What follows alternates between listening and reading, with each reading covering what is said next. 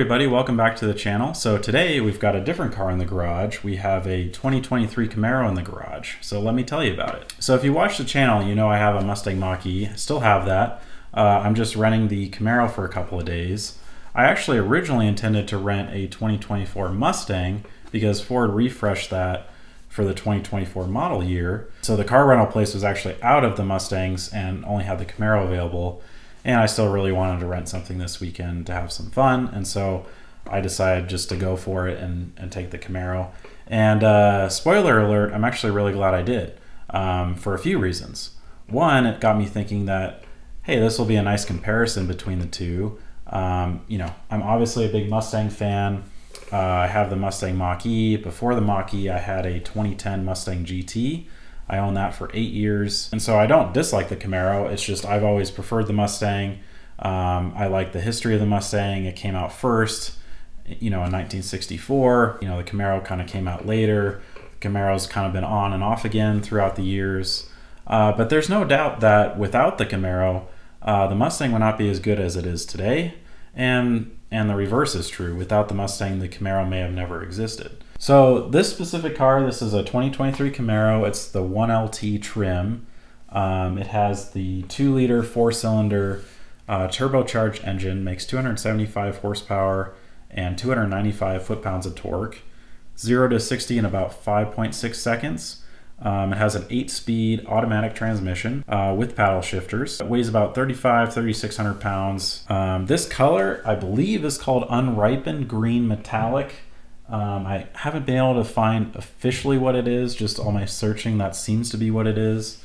So if you know for sure, let me know in the comments below. So I think the most surprising thing about this car is how well it handles. Like I said, I haven't driven the newest Mustang. I've driven a couple of Mustangs. I had my 2010 for a long time. I drove the 2015 when it came out, you know, the next generation Mustang. I also drove the 2018 5.0 and the 2020 EcoBoost as well.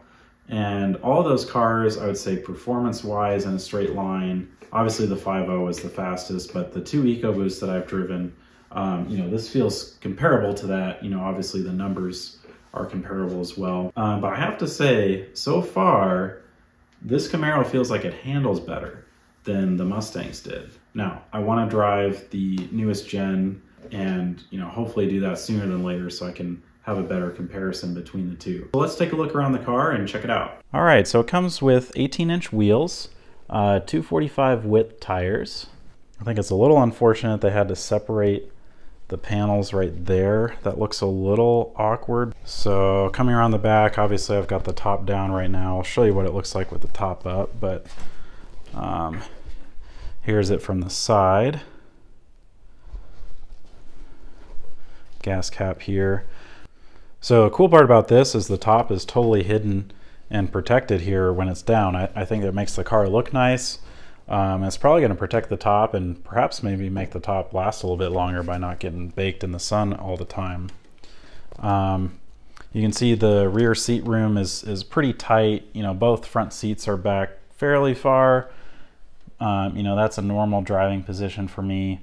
I'm able to move the backrest up a little bit so somebody can sit back there, but it's very tight back there. All right, so I'll show you the trunk. So very interesting thing here with the trunk. So there's this like cargo divider thing, and if this is not in this position where it's fully stuck into these little grommet things, the top will not go down because the top, take this off, the top is right in here, so you can see the glass right here. There is some room up under here, so you know you could slide some stuff under there, but you'd want to do that after the top is you know put down. So if you don't have this installed, you won't be able to operate the top. So the trunk is fairly deep. We were able to get a car seat stuffed in here. So that was nice. So I'd say the trunk space is actually okay. I just feel like the design of this top cover thing is a little weird.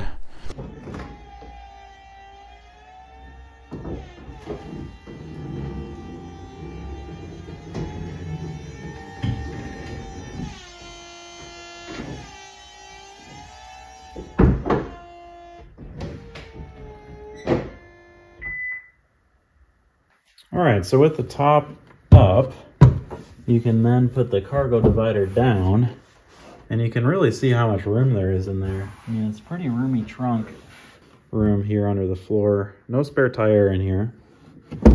But if you don't have that cargo divider in place, so yeah, when you try and push this button, extend cargo shade to operate top.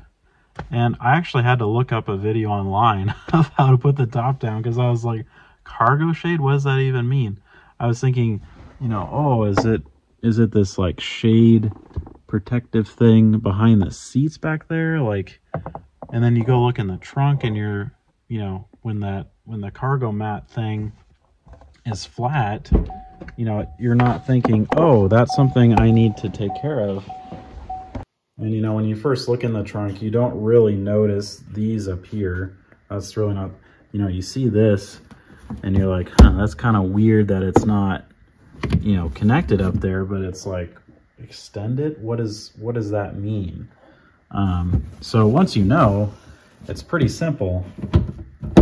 And also you have to have both of these fully connected on there. You know, won't let you do anything with the top until you've got them both like that. So not a big deal, but not exactly intuitive. So here's the key fob for the car. You know, it's pretty nice size, not too big.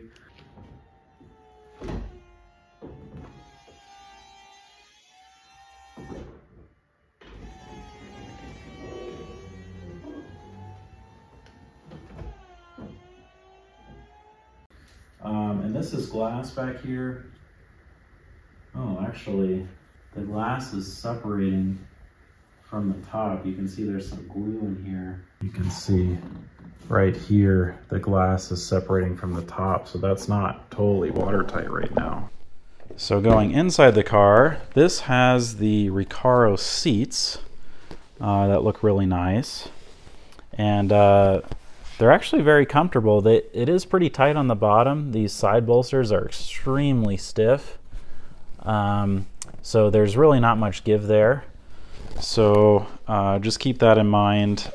They do help really hug you in there, but you know, this is extremely firm. So, you know, that could be uncomfortable. Yeah, let's take a look in here. So yeah, coming inside, you know, I still think Ford has the slightly better interior. There are a couple things about this interior I do really like. Maybe the one thing that Camaro feels like they've consistently had better is I think their climate vents have always looked really cool. And actually the whole vent here is the temperature control. So you can adjust this up or down and it'll control that temperature and the fan speed over here too. So that's pretty neat. The ones over here on the side, you can, you know, close them if you want. Same with these, you can open and close them.